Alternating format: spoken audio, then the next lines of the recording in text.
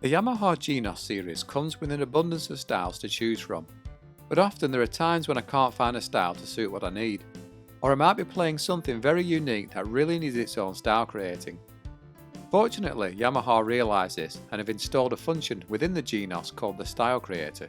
The Style Creator function lets us create an original style by recording our own rhythm pattern via the keyboard, and it also allows us to create a style using already recorded style data from within the machine itself.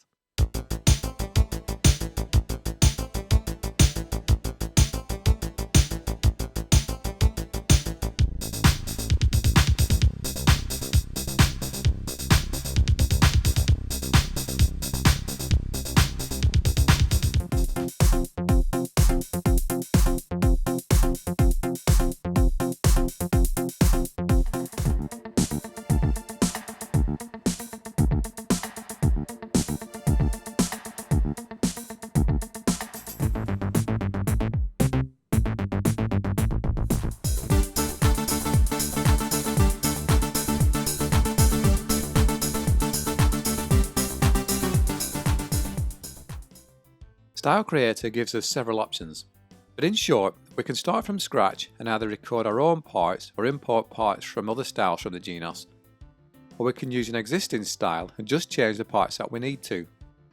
It's worth noting though, that if we use style parts created by Yamaha, whilst we can edit the rhythm sections, the other parts cannot be edited, and we can only use them as they are.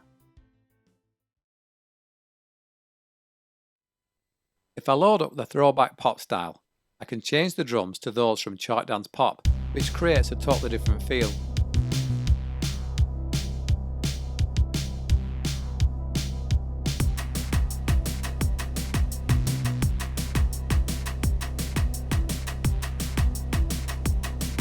I can also delete the bass line and record my own.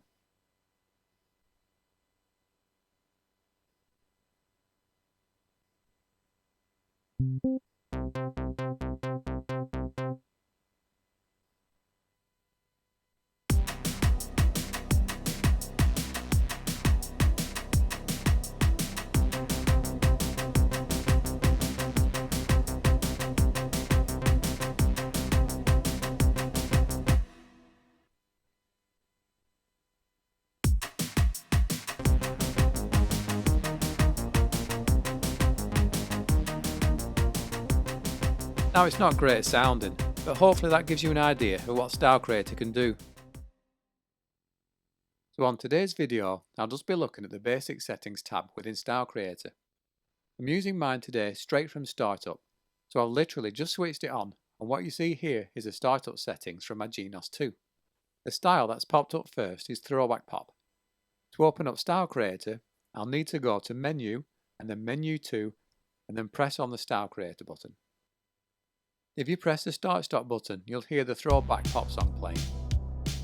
Default sets the recording channel to Rhythm 2.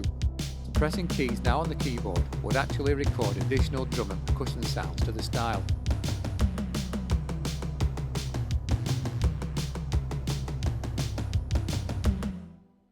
One way that we can easily revert back to the original settings is by closing without saving, changing styles, going back to Throwback Pop, and opening up Style Creator again.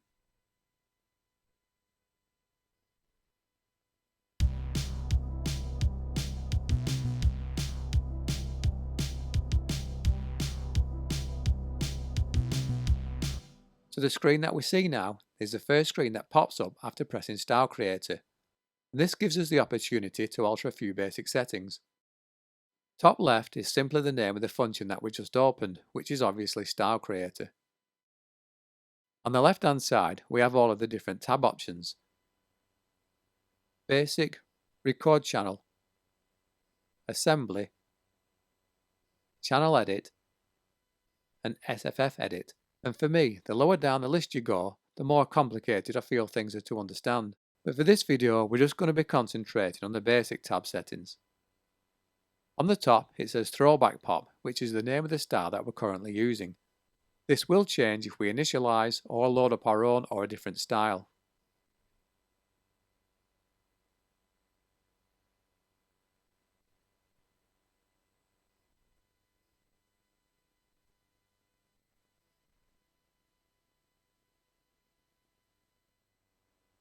Bar 001 is an indicator that tells us which bar we're currently at. When we press play on the keyboard, this indicator will let us know which bar is playing, and this can help us later on when we're recording. And it's also a way of us seeing our pattern length, which I'll cover in a minute. Next we can see rhythm 2 with a red circle lit up, and this indicates that the channel that we're recording to is a rhythm 2 channel. This will make more sense once we go into the recording channel tab. And just to give you a quick demo, if I go into the recording channel and turn off the recording option on rhythm 2 channel, you'll see that the red circle disappears, as does the title. And if I now swap to rhythm 1 recording, this is now indicated at the top of the screen in place of rhythm 2.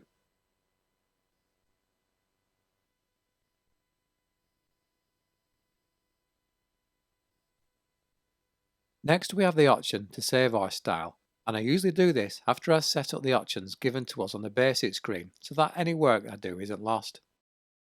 The step edit is a really useful tool, although at first glance it does look really complex. Step edit will be a completely separate video on its own, as there's a lot to take in, but it's really worth learning if you want to create your own styles. It's not really something to be too concerned about when setting up things on this basics page, and it will come into play later down the line. We have initialize style, which basically just resets and removes everything so that we can start a style from scratch. If you're using a preset style or a style you've already saved, don't worry, initialize style won't delete them from the keyboard, but just be mindful that you could lose unsaved work if you press this button before hitting save when creating your own style.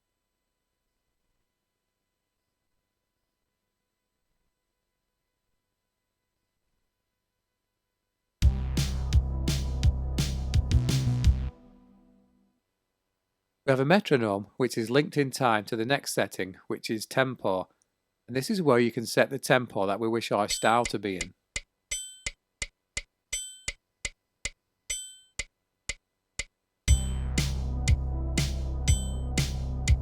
We can come back to this tempo setting at any time, and it can be changed throughout the course of creating the style. I find it really useful when live recording, as I can slow down the tempo when recording so I make fewer mistakes, and then speed it back up again when I'm finished. Below this we have the time signature that we wish to use. There are some common preset values, and you can also input other variations manually. Section shows us the main variation section that we're working on, and from here you can change to whichever you want. You can also press the buttons direct from the keyboard itself. It's also worth double checking when you're recording that you're on the correct variation. It's very easy to get carried away when recording, only to find you've not selected the variation that you wanted. Pattern length is next and can be set from 1 to 128. This is basically a pattern length in bars. If you just require an intro, for example, with 1 bar of music, you can just set this to 1. If your intro or variation requires 4 bars, you can set it to 4.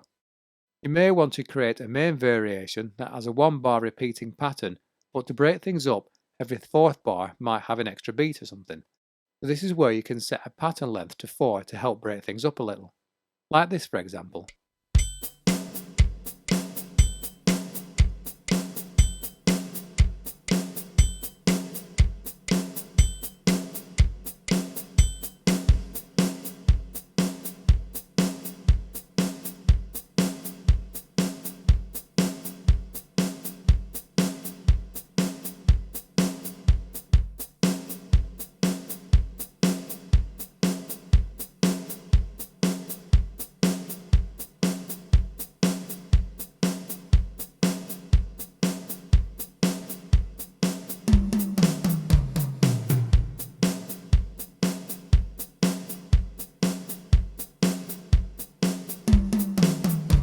Last but not least, we have the section time signature.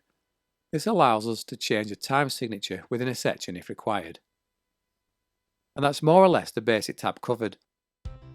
In the next video, I'll be covering the recording channel and putting a basic style together, and hopefully things will start to make more sense.